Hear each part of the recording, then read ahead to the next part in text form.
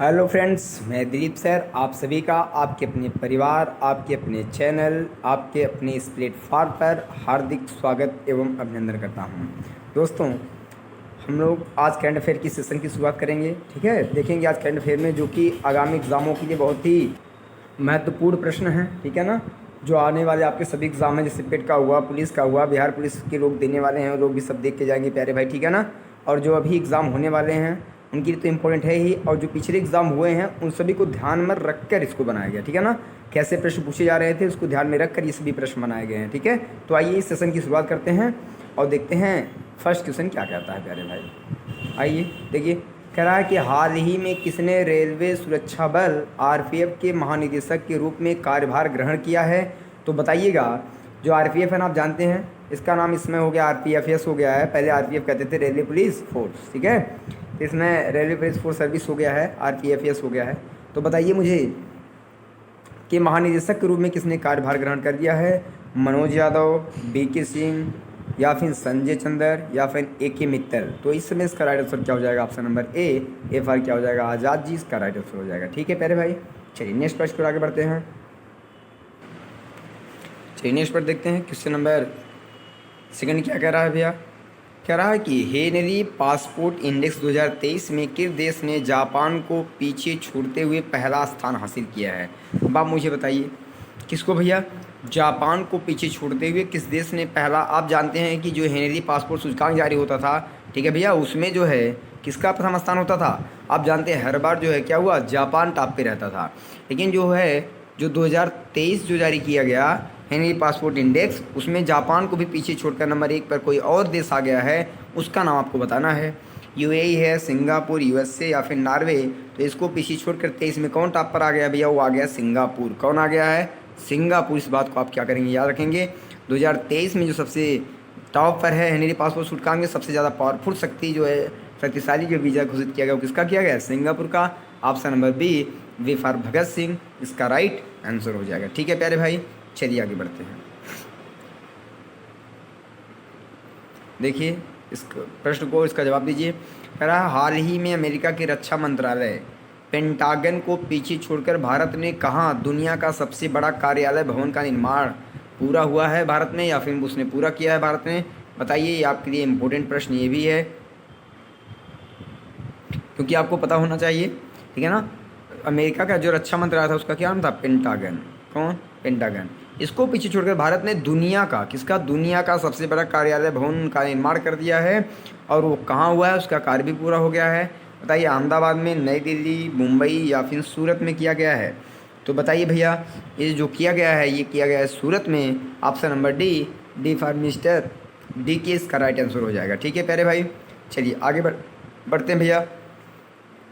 Next, इसको आप याद रखिएगा, आपके लिए इंपॉर्टेंट प्रश्न था प्यारे भाई। ठीक है, इसको देखिए। कह रहा है वेस्ट इंडीज़ के खिलाफ किसने पहली पारी में 171 रन बनाए, जो विदेश में टेस्ट डेब्यू पर किसी भारतीय का सबसे बड़ा स्कोर था? बताइए, आप मुझे इसका राइट आंसर बताएंगे कि राइट आंसर क्या हो जाएगा। ठीक है प्यारे भाई, मैच डेब्यू पर, कहाँ? मैच डेब्यू पर उसने क्या किया है?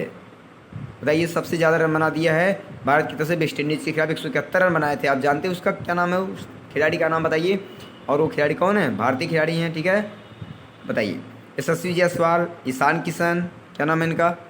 ईशान किशन, यशस्वी जायसवाल, ऋषभ पंत, इसमें से कोई नहीं। तो इसका राइट आंसर क्या हो जाएगा? यशस्वी जायसवाल ने, आपको पता होगा, वेस्ट इंडीज़ के खिलाफ पहली पारी में 171 रन बनाए थे। ठीक है, जो कि विदेश में, ठीक है ना, और डेब्यू करने वाले किसी भारतीय की सबसे बड़ा स्कोर बन गया ये। इसका ऑप्शन नंबर ए हो जाएगा, ए फॉर आज़ाद जी इसका राइट आंसर हो जाएगा। ठीक है प्यारे भाई, आगे चले। चलिए नेक्स्ट प्रश्न की ओर चलते हैं। क्वेश्चन नंबर 5 आपके सामने है। विम्बलडन 2023 के पुरुष क्रिकेट का खिताब किसने जीता? ऑप्शन है आपके सामने, नोवाक जोकोविच सर्बिया का है, कैस्पर रूड नॉर्वे का है। नेक्स्ट, नॉर्वे के हैं जी। तीसरे व्यक्ति हैं कार्लोस अल्काराज, स्पेन के हैं ये। ठीक है, एन किर्गियोस ऑस्ट्रेलिया के हैं। तो बताइए, जो विम्बलडन 2023 पुरुष क्रिकेट का खिताब हुआ उसको किसने जीता? बता दीजिए भैया। इनका राइट आंसर क्या हो जाएगा? इनका ये जो राइट आंसर होगा इस क्वेश्चन का वो हो जाएगा option number C, option number C, अर्थात कार्लोस अल्काराज साहब ने क्या किया है, इसको जीत लिया है। और जो कहाँ के रहने वाले, स्पेन के रहने वाले, ऑप्शन नंबर सी फात चंद्रशेखर आज़ाद इसका राइट आंसर हो जाएगा। ठीक है प्यारे भाई। अब मेरा आपसे एक प्रश्न है, ये पुरुष एकल है। मेरा जो प्रश्न आपसे है, तो महिला एकल विलंबन जो है, महिला एकल का किताब किसने लिखा? आप कमेंट बॉक्स में कमेंट जरूर कीजिएगा इसका राइट आंसर अगर आपको पता हो तब, और नहीं पता हो तो आप गूगल से, ठीक है, या नोट से, किसी से भी देख कर के आप कमेंट बॉक्स में ज़रूर कमेंट करिएगा कि विलंबन 2023 के, ठीक है, महिला एकल का किताब किसने जीता है। ठीक है प्यारे भाई, चलिए आगे चलते हैं। क्वेश्चन नंबर 6 आपके सामने है, देखिए और जवाब दीजिए। कह रहा है, भारत ने किस देश के साथ 3 स्कॉर्पियन पनडुब्बी के निर्माण के लिए हाल ही में समझौता किया है? बताइए। भारत ने किस देश के साथ 3 स्कॉर्पियन पनडुब्बी के निर्माण के लिए हाल ही में समझौता किया है? फ्रांस के साथ, रूस के साथ, अमेरिका के साथ, या फिर जर्मनी के साथ? तो बताइए किसके साथ किया है? अभी पनडुब्बी कहाँ से समझौता किया भैया? पनडुब्बी, स्कॉर्पियन पनडुब्बी के लिए भारत ने किया है फ्रांस के साथ। किसके साथ? फ्रांस के साथ। Option number A for Azad ji इसका राइट आंसर हो जाएगा। ठीक है प्यारे भाई, चलिए आगे बढ़ा जाए।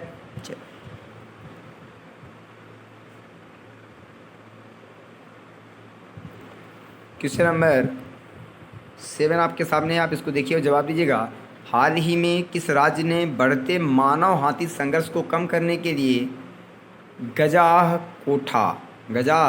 कोठा अभियान शुरू किया? देखिए थोड़ा सा इम्पोर्टेंट आपके लिए है, क्योंकि ये स्टेट ऐसा है ना जिसमें मानव और हाथी के बीच क्या होता है, बीच बीच में संघर्ष मतलब कि कभी आपस में उसके ऊपर अटैक कर देती है हाथी, और कभी हाथी मानव के ऊपर, कभी मानव हाथी के ऊपर कर देता है। इस संघर्ष को कम करने के लिए अभी हाल ही में एक अभियान चलाया गया, उसका क्या नाम है? गज मीन्स क्या होता है? हाथी। गजा कोठा अभियान चला दिया है। तो बताइए किस राज्य ने शुरू किया है? तमिलनाडु, उड़ीसा, असम, या फिर झारखंड? इसका राइट आंसर क्या हो जाएगा भैया? गज कोठा किसने चलाया है? तो आप जानते हैं ये किसने चलाया है? असम सरकार ने चलाया है। Option number C for Chandrashekhar Azad इसका राइट आंसर हो जाएगा। ठीक है भैया, चलिए नेक्स्ट प्रश्न की ओर बढ़ते हैं। क्वेश्चन नंबर 8 आपके सामने है, इसको देखिए और इसका जवाब दीजिए। ठीक है, क्वेश्चन नंबर 8 को देखिए और जवाब दीजिए। कह रहा है कि हाल ही में विदेश मंत्री एस जयशंकर किस राज्य के राज्यसभा के लिए निर्विरोध चुने गए हैं? मतलब समझ आ रहा है ना? कह रहा है कि विदेश मंत्री जो एस जयशंकर जी हैं वो किस राज्य के राज्यसभा के लिए निर्विरोध चुने गए हैं? समझ में आया? राज्यसभा सदस्य थे लेकिन कैसे चुने गए? निर्विरोध चुने गए। तो उनका नाम बताइएगा कि मतलब उसका कि कहाँ से चुने गए हैं ये, ठीक है ना? किस जगह से निर्विरोध चुने गए बताइए। गुजरात से चुने गए, महाराष्ट्र, मध्य प्रदेश, या फिर आंध्रा से? तो अभी जानते हैं ये जो निर्विरोध चुने गए कौन? विदेश मंत्री जी, इनका क्या नाम था? एस जयशंकर साहब। ये निर्विरोध चुने गए राज्यसभा सदस्य। कहाँ से चुने गए?